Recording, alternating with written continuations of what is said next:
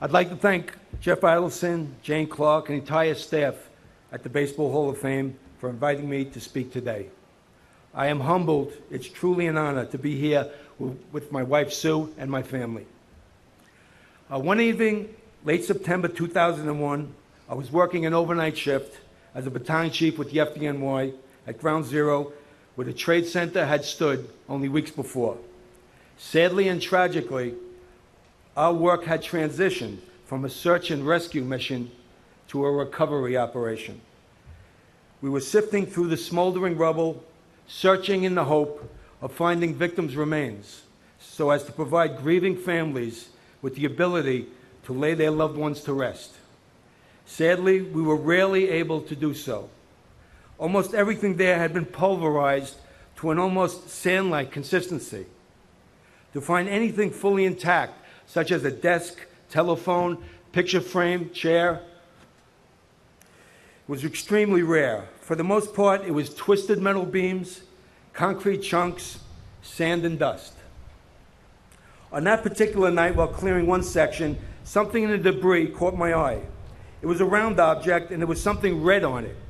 I picked it up, rubbed the coating of dust off it, and saw the unmistakable arc of red stitching. It was a baseball. Of all the things to come out of this rubble, a baseball. I was astonished. I was just amazed. Now you have to understand, I was a baseball fanatic, all right? I was coaching my son's baseball team. I played a few years on the FDNY baseball team.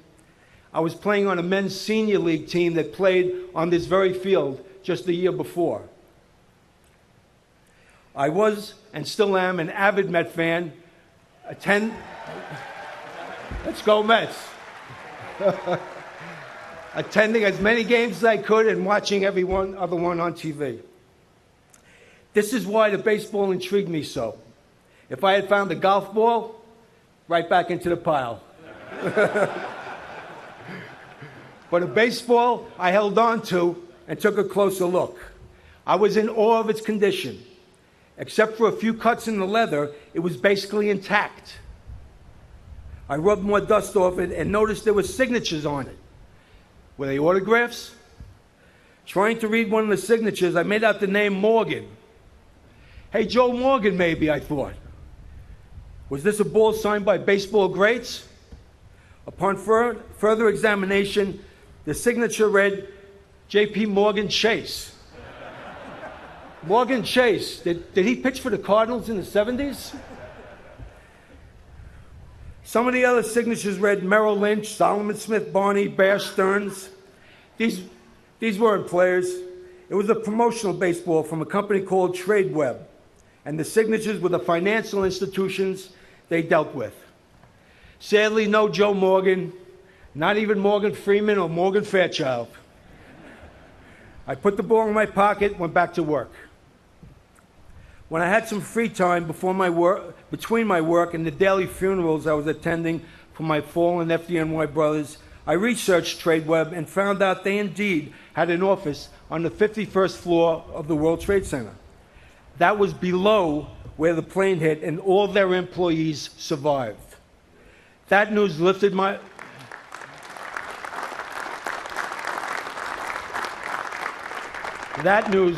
spirits some. I knew this was the deadliest terrorist attack on the U.S. ever, but I also knew thousands were safely evacuated. I was glad that those from this company were part of that evacuation and were safe.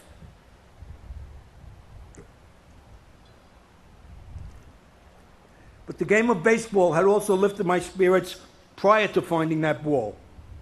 I, along with all New Yorkers and Americans throughout the country, were glad to see the baseball games resume. It was heartwarming for us to see the great support during the pregame ceremonies, to see the players wearing PAPD, NYPD, and FDNY caps, and to hear the emotional singing of God Bless America during the games. It showed the world that we would continue to live as Americans, not only to endure, but to thrive. When Mike Piazza hit his dramatic home run in the first game played in New York, he gave us something to really cheer about.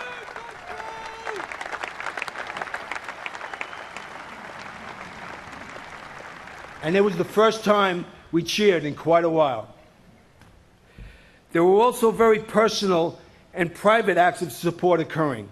Katrina Marino wrote an email to the Cincinnati Reds stating, "My husband, Kenny Marino, a Rescue 1 firefighter, is missing. Ken Griffey Jr. was his favorite player. If Ken Griffey Jr. could hit an extra home run for Kenny, I know he would be looking down with a big smile." Griffey delivered, hitting a home run in the Reds' 8-1 victory over the Philadelphia Phillies that night.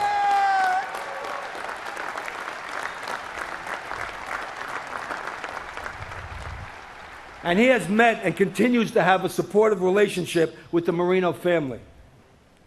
The more I thought about it, I realized this baseball was a symbolic treasure emerged from these terrible ruins. The people of New York, the FDNY, America itself had taken an immense and horrific hit. There was so much sorrow and death, but there was also survival. This ball seemed to me a symbol of that survival, an American symbol. It was banged around terribly, but it came through. It wasn't destroyed. It had survived, just as these employees and thousands of others had survived. I wrote an email to TradeWeb to tell them I found their ball and was looking to return it to them. Part of that email read, "I am very gratified to see, based on your press release, that all your employees are safe and accounted for. Being a baseball fan, coach, and player, this item has become a symbol of hope for me. Baseball is the American pastime, a great game from a great country. I felt that sincerely then, as I feel it fully to this day.